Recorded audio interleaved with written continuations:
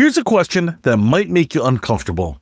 What if I told you that 78% of American workers are living paycheck to paycheck, just stressed about their finances, and the organizations claiming to help them are actually making them worse?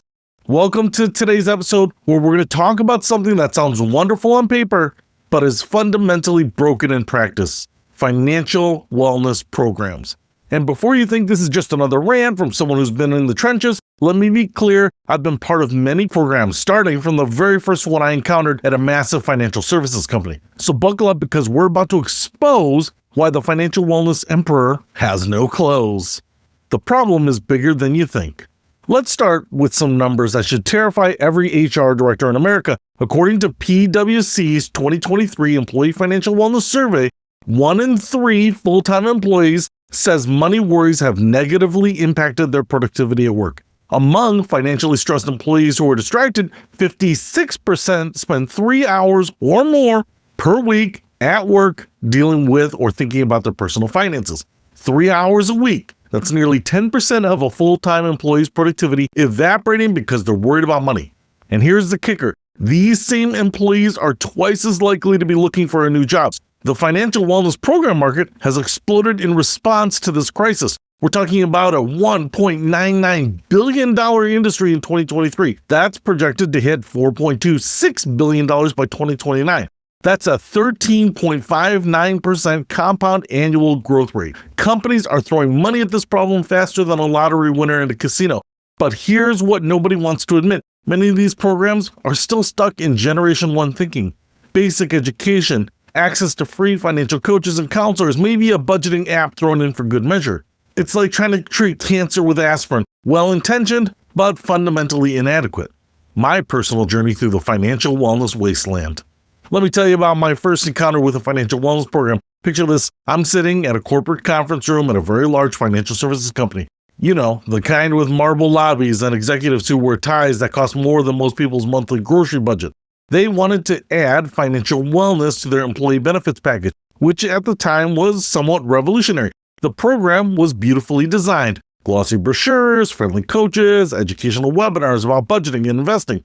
It checked all of the boxes that HR departments love, but there was something that bothered me from day one, though I couldn't quite put my finger on it at the time. It took me years to realize what was wrong. We were being taught financial wellness by the same company that made money when we made poor financial decisions. Think about this. This bank wanted us to be financially responsible while simultaneously hoping we'd take out loans, carry credit card balances, and park our money in their low-yield savings accounts. It's like asking McDonald's to run a nutrition program. Technically, they could do it, but would you really trust them to tell you how to eat fewer Big Macs? The fundamental conflict of interest. This brings us to the heart of the problem, and this is where things get controversial. The best financial wellness program should not be offered by financial services companies. I know. This sounds counterintuitive. Logically, who would be better to teach financial wellness than the experts in finance? But here's the dirty little secret. Financial services companies have a vested interest in keeping you financially dependent. Banks don't want to teach you how to get out of debt faster. That cuts into their interest income. Credit card companies aren't going to show you how to pay the least amount of interest possible. Investment firms aren't incentivized to help you become so financially independent that you don't need their services anymore.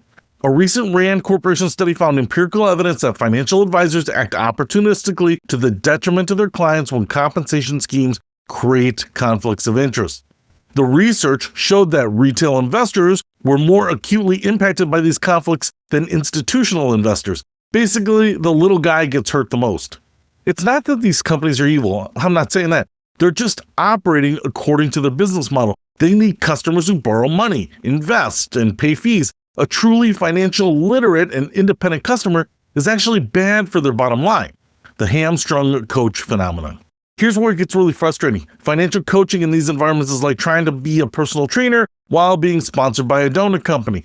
The coaches want to help, but they're operating with one hand tied behind their back. Imagine a financial coach who works for a bank trying to give you advice. They know the best thing for you might be to pay off each of your credit cards, build an emergency fund, become debt-free. But they also know that their employer makes money when you carry balances and take out loans. So instead of giving you the aggressive debt payoff strategy that would save you thousands in interest, They give you the balanced approach that keeps you in debt longer but feels more palatable. Instead of telling you to cancel those unnecessary subscriptions and redirect that money into savings, they focus on sustainable budgeting practice that don't rock the boat too much. It's financial advice with training wheels that never really come off. The numbers don't lie. Let's talk about effectiveness because the research is damning. Multiple studies have found that traditional financial education programs have limited impact on actual financial behavior. A comprehensive review by the National Bureau of Economic Research found, at best, conflicting evidence that financial education leads to improved economic outcomes. But here's what's interesting. When financial education is provided by truly independent organizations, those with no financial products to sell, the results are dramatically different. Financial Finesse, a company that explicitly operates free of any conflicts of interest by an entirely independent firm with no financial products or services to sell, has changed the lives of over 2.4 million employees. The difference isn't in the content, it's in the incentives. When your financial educator isn't trying to sell you anything, they can tell you the uncomfortable truths, that you probably need to live below your means, that most investment products have fees that will eat your returns, that the best financial advice is often the simplest and least profitable for financial institutions. The one company that could actually pull this off. Now, before you think I'm completely cynical about financial services companies providing financial wellness, let me tell you about one organization that I think could actually make this work. Modern Woodmen of America. Never heard of them? Don't worry, most people haven't. They're based in Iowa, and they're not your typical financial services organization. They're what's called a fraternal benefit society, which means they're organized around a lodge system with membership through affinity groups. Here's why they're different. Modern Woodmen of America is a tax-exempt organization under IRC Section 501c8. As a fraternal organization, any money that would normally go to federal taxes instead has to go towards community benefit. They have $17.5 billion in assets and nearly 700,000 members, making them one of the largest fraternal organizations by assets. But here's the brilliant part. Because they have this fraternal budget that's completely separate from their business operations, they could theoretically sponsor a financial wellness operation that's honest and independent of their programs. It wouldn't be a marketing piece like every other financial services company does. It would be a genuine community benefit program. Think about it. They could give the specific advice about getting out of debt, becoming financially independent, and building wealth, even if it means people don't need their insurance products right away. Because here's the beautiful irony. If they do this right, their assets under management should explode as people get more financially independent and accumulate wealth to invest. It's the long game versus the short game, and it's the only sustainable way a financial services company could truly offer conflict-free financial wellness. What does this mean for you?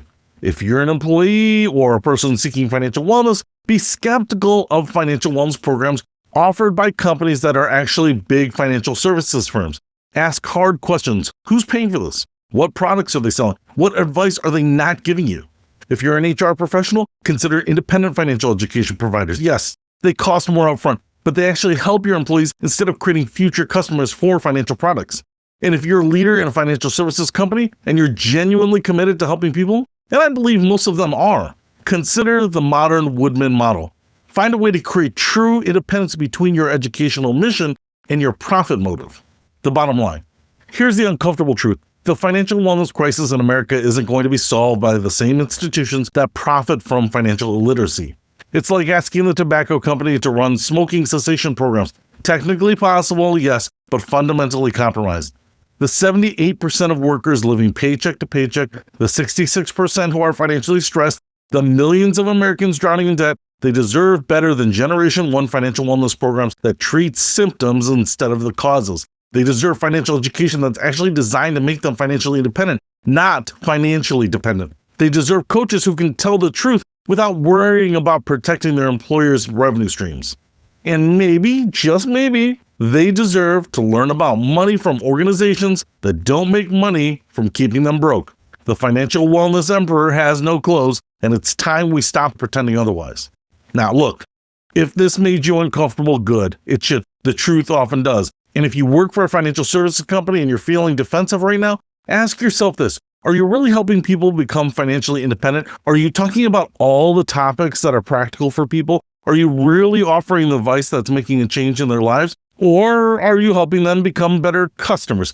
The answer to that question will tell you everything you need to know about whether your financial wellness program is part of the solution or part of the problem. So, thanks for listening, and remember, the best financial advice often comes from the people who aren't trying to sell you anything.